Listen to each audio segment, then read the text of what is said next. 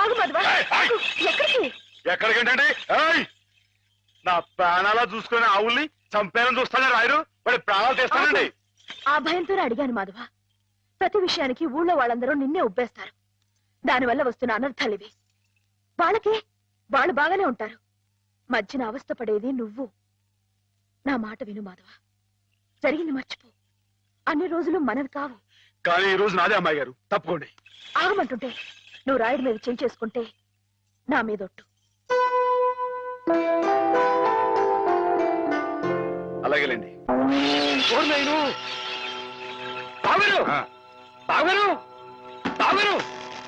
ఎద్దు ఎద్దు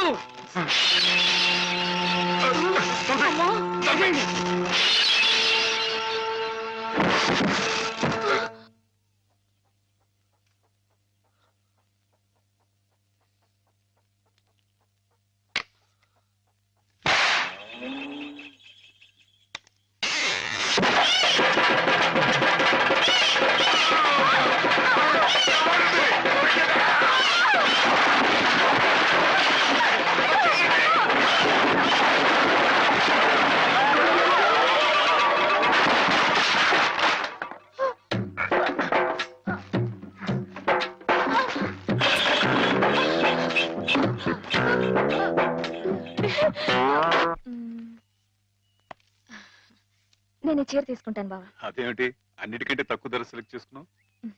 ఇంట్లో ఉండేదాన్నే కదా, నాకు ఇచ్చాలే. హ్యామ్ ఎప్పుడు వస్తుందో ఏమిటో, తనకు కూడా వచ్చారు, నువ్వే చూడరాదు.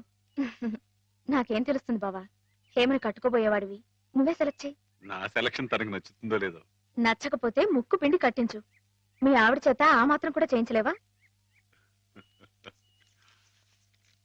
ఇది బాగుంటుంది. ఏమిటి బావా, ఎప్పుడొచ్చా? ఇప్పుడే. అత్తయ్య పండక్కి చీరలు పంపించిందే, నీకేది కావాలో తీసుకో. మరి నీకు? నేను తీసుకున్నాను. నాకు ఇది బాగుంది. నేను చెప్పలేదు హేమకి నా టేస్ట్ నచ్చదని? నువ్వే సెలెక్ట్ చేసావు బావా. ఏదోలే, నీకు అది నచ్చింది కదా, అది తీసుకో. అదేం కాదు, నీ సెలక్షన్ ఏదో చెప్పాల్సిందే. నువ్వే గనక నీ సెలక్షన్ నేను చెప్పాల్సిందే. నేను చెప్పను. గొడవ ఏంటండి? ఏం లేదు మాధవ, హేమకి ఏ చీర అయితే బాగుంటుందో నువ్వు పెద్ద కన్ఫ్యూషన్ తో చర్చ. ఫైనల్ గా నువ్వు చెప్పునైనా ఆవిడకి ఏ చీర బాగుంటుందో. అయ్య బాబోయ్, దానికంత చర్చ కావాలేంటండి? మల్లెపూలంటే అమ్మాయి గారికి ఇదిగో ఈ మంచి గంధం రంగు చీర అయితే టెన్షన్ గా నప్పుద్దండి. కరెక్ట్, హేమ సెలక్షన్ అదే. ఇదిగోనయ్యా నేను రాయించిన నాటకం. ఇదిగా ఆ మాధవుడు ఉట్టి ఉబ్బులింగడు వెళ్ళి వాడి కాళ్ళ మీద పడి కాకా పట్టడం కాదు, బాగా బాగా ఉదయి. దాంతో వాడి నాటకం ఆడడానికి ఒప్పుకుంటాడు. అప్పుడు స్టేజ్ మీద బాగా చిటకటాన్ని కళ్ళు చేతులు విరిచాయి. మనం ఆడుతున్న ఈ డ్రామా తెలియక చూసేవాళ్ళు ఇది నాటకమేనో సంబరపడిపోతారు. మన పని నెరవేరుతుంది. శంభో శంకర పాహిమాం పాహిమాం, మహాదేవదేవ పాహిమాం పాహిమాం. ఎవరది? సూర్య గారు మీరా? ఏమిటండి ఇది? సాటినట్లు మీరు మా కాళ్ళ మీద పట్టండి. మీ ముందు నేను నట్టుని కాదు, బోల్టుని కాదు, సూర్యుడు ముందు దిగుట్టి లాంటివాణ్ణి. ఎంత మాట స్వామి. సింహం ముందు చిట్టెలికి లాంటివాణ్ణి, బంగారం ముందు ఇత్తడి లాంటివాణ్ణి. సరే ముందు కూర్చోండి. అయ్యో అపరాధం స్వామి. ఏమండి? తమరు కూర్చోండి. తమరు సాక్షాత్ శివస్వరూపులు. ఈ జిల్లాకే శివుడు, భారతదేశానికే శివుడు, అమెరికా కూడా తమరే శివులు. ఈ గుళ్ళల్లో ఉన్న శివులంతా నకిలీలు, తమరొక్కరే అసలైన శిశులైన పరమశివులు. తమరు అనుగ్రహిస్తానంటే నటుడిగా నాదో చిన్న కోరిక. భలేవరే, ఏమిటి చెప్పండి. నాటకాలు ఆడుతూ బతుకుతున్నవాణ్ణి, పిల్లకు పెళ్లి చేసే స్తోమత లేనివాణ్ణి. తమరు శివుడి వేషం వేస్తున్నారంటే చాలు, జనం తండోపతండాలుగా వస్తారు, టిక్కెట్లు బ్రహ్మాండంగా తిరుగుతాయి, డబ్బు వడగళ్ల వాళ్ళ కురుస్తుంది. ఎటు చూసినా జనసందోహం, ఎక్కడ చూసినా తమకు జేజేలు. ఆ రాబడితో కూతురు వివాహం జరిపించుకోవచ్చన్న స్వార్థంతో వచ్చాను మాధవ స్వామి. ఆడపిల్లకు పెళ్లి జరిపిస్తానంటే మా వంతు సహాయం మేము తప్పకుండా చేస్తాం సూర్యారావు గారు. ధన్యుని స్వామి. శివుడి పాత్ర ప్రధానంగా పెట్టుకుని నేను నాటకం రాయించాను. అందులో నాదో చిన్న రాక్షసుడు పాత్ర. మొత్తం మీరే, అంతా శివమయం.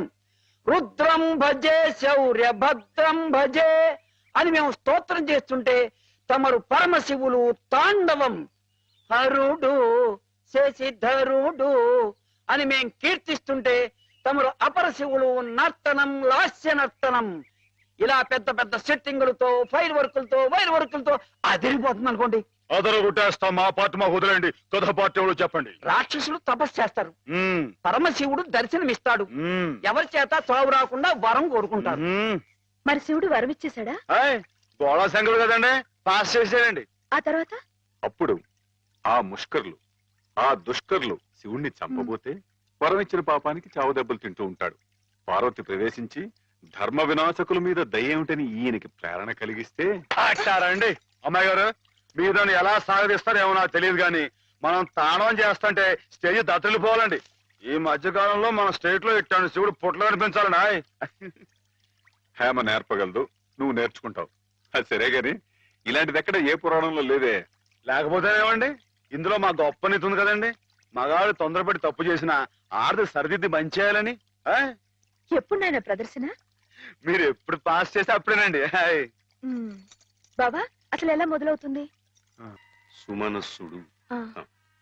నమస్కారం బాబు. నమస్కారం అమ్మా. ఎప్పుడు వచ్చారు? ఉదయమే వచ్చాను బాబు గారు.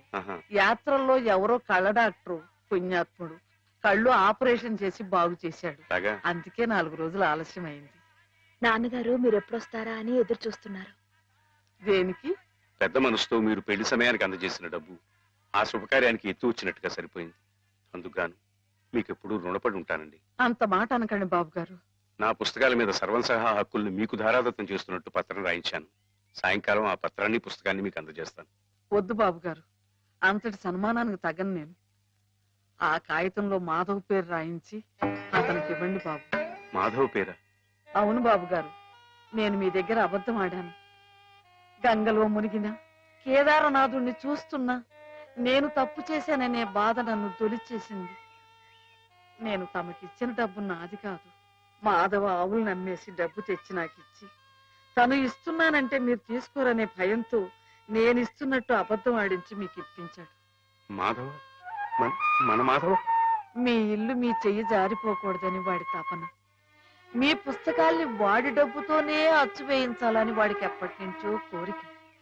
అందుకే పుస్తకాలకి బయానా రూపంగా కొంత డబ్బిస్తే మీ ఇల్లు నిలుస్తుందని అలా చేశాడు బాబు గారు.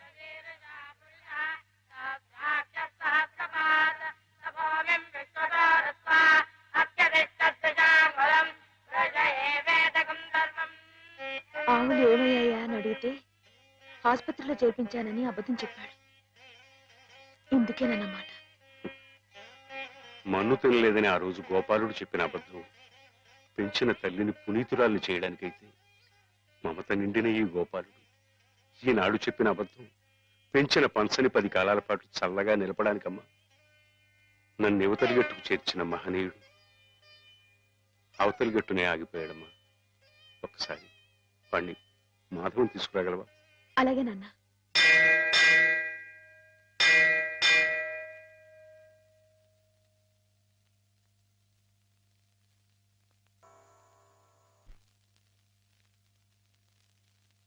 అమ్మాయి గారు, ఎంతసేపు అయిందండి వచ్చి?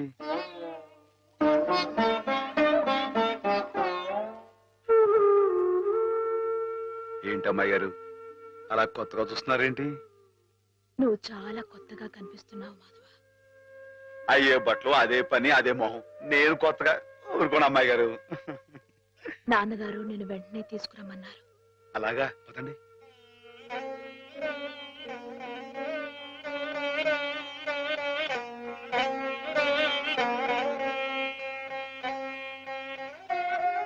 ఏమిటే ఈ అమూల్యమైన గ్రంథాలు ఏమిటి?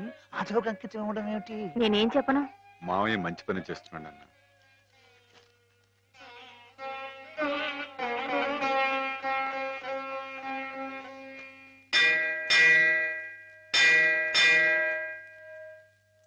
నాన్న,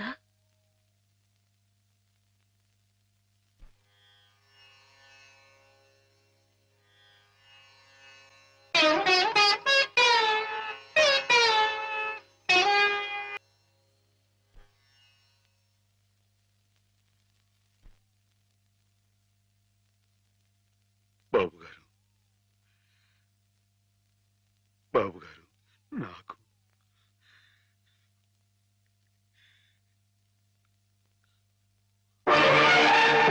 బాబు గారు నాన్న బావా నాన్న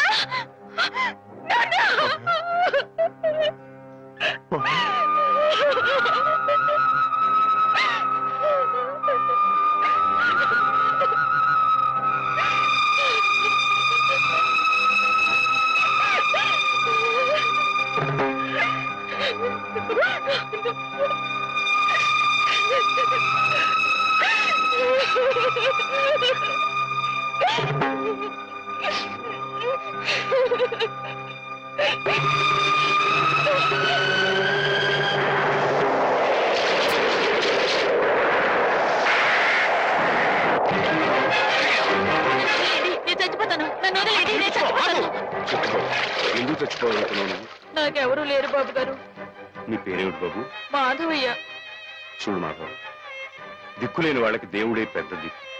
మనం పుట్టింది బతకడానికయ్యా, చావడానికి కాదు. పద, మాతో పాటు మా ఇంట్లో ఉందిగా. నేను ఉత్తినే ఉండను, ఏదైనా పనిపించండి చేస్తాను. అలాగే పనిపిస్తాను. పద.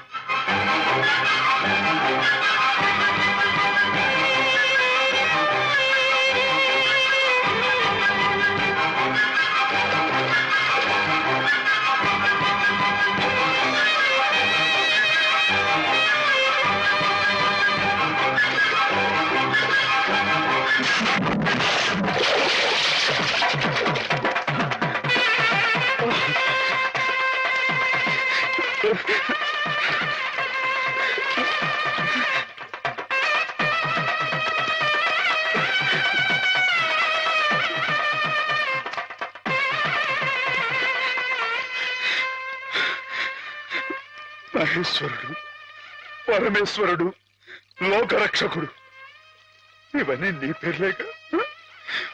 ఒక్క మంచి పని కూడా చేయలేని వాడివి నీకెందుకయ్యా ఇన్ని మంచి పేర్లు? ఎందుకని గుళ్ళు గోపురాలు? ఎందుకని పూజలు పురస్కారాలు? చెప్పు, మాట్లాడు మాట్లాడు మాట్లాడు. ఎందుకంటే నువ్వు తప్పు చేసావు గనక. అసలు నువ్వు అంటూ ఉంటే కదయ్యా తప్పు చేయటానికైనా ఒప్పు చేయటానికైనా. నువ్వు ఉన్నావనుకోవటం మా పిచ్చి, మా ఎర్రి, మా భ్రమ. వద్దు, నువ్వు మా మధ్య ఉండడానికి వీల్లేదు. పో, దూరంగా పో, ఈ గోదావరిలో కలిసిపో, ఈ గోదావరిలో కలిగిపో. ఏమిటి ఆవేశం? దేవుడి మీద నీ కోపం? ఈయన దేవుడులాగా అవుతాడు బాబా. నమ్ముకున్న వాళ్ళకు మంచి చేసేవాడు దేవుడు, పూజలు చేసేవాళ్ళకు కాపు కాసేవాడు దేవుడు. ఈయన మనిషిలాగే మోసాడు బాబా. లేకపోతే రోజు శివారాధన చెయ్యందే మంచి కూడా ముట్టుకుని అయ్యగారిని అర్థంతరంగా తీసుకుపోతాడా? అలాగా?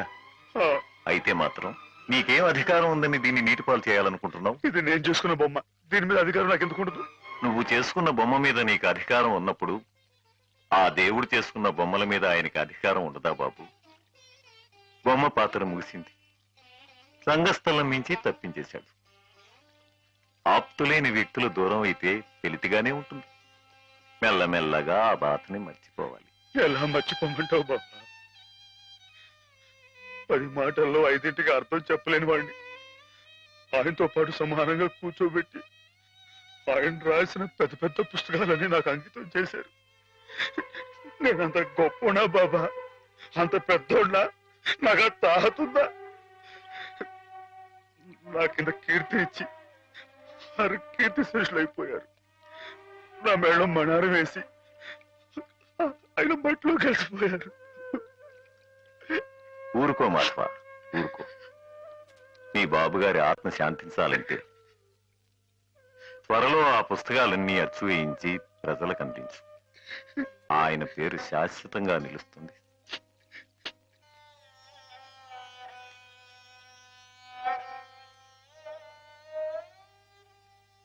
ఇక నాన్నగారి పుస్తకాల సంగతి మర్చిపో మాధవ.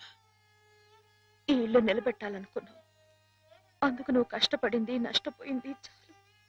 ఆ రుణం మేము తీర్చుకున్న తర్వాత ఆ పుస్తకాలు అప్పుడే అచ్చు వేయించచ్చు. మీరు రుణం తీర్చుకుంటారా అమ్మాయి గారు? అయితే ఆ డబ్బు నేను అప్పుగా ఇచ్చానండి. ఆ మాత్రం డబ్బుకే మీరు రుణం అనుకుంటే అయ్యా అమ్మా ఏ దిక్కులేని నన్ను చిన్నప్పటి నుంచి అయ్యగారు సాకారే, మరి ఆయనకి ఎంత రుణపడి ఉంటానండి? అయ్యగారు లేరు కదా అని మీ ఇష్టం మాట్లాడితే పాస్ అయిపోద్దు అనుకోమాకండి.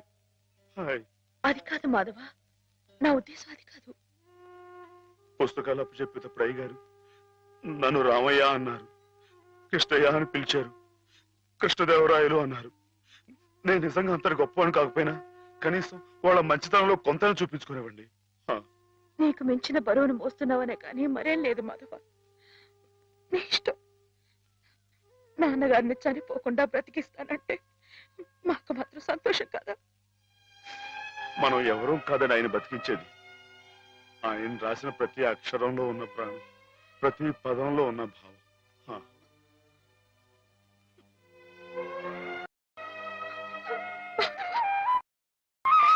అమ్మాయి గారు, అమ్మాయి గారు, ఊరుకోండి అమ్మాయి గారు, ఊరుకోండి.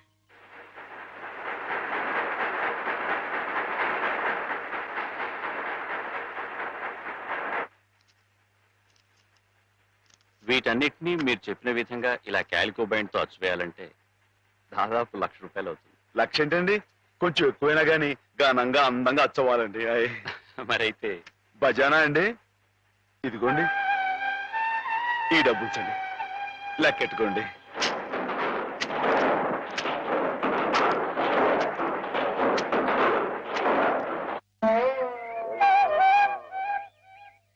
మాధవన్న బాబు గారు పుస్తకాలు అచ్చు వేస్తున్నాడు కదా, ఆ పుస్తకాల మీద బోలెడు డబ్బు వస్తుంది కదా. మళ్ళీ మీ అమ్మని, పిన్నుల్ని, అత్తయ్యల్ని అందరినీ కొని తీసుకొస్తాడు కదా. అప్పుడు దొడ్డంతా పశువులతో, ఇల్లంతా పాడితో మళ్ళీ పాత రోజులు వచ్చేస్తాయి కదా స్వామి. అనుకున్న టైంలో అనుకున్నట్టుగా అచ్చేసి ఇచ్చేశారు. చాలా సంతోషంగా ఉందండి. ఇవి ఇంత త్వరగా ప్రింట్ అవటానికి కారణం మీరు, మీ పట్టుదల. ఇవిగోండి మీ పుస్తకాలు. అందంగా అచ్చయ్యాయా? చాలా బాగున్నాయండి. మా బాబు గారే పట్టుబట్టలు కట్టుకుని ముస్తాబాయి వచ్చినట్లుగా ఉన్నాయండి. ఏంటయ్యా ఈ అడావుడి? అయ్యగారు రాసిన పుస్తకాలు. ఓహో,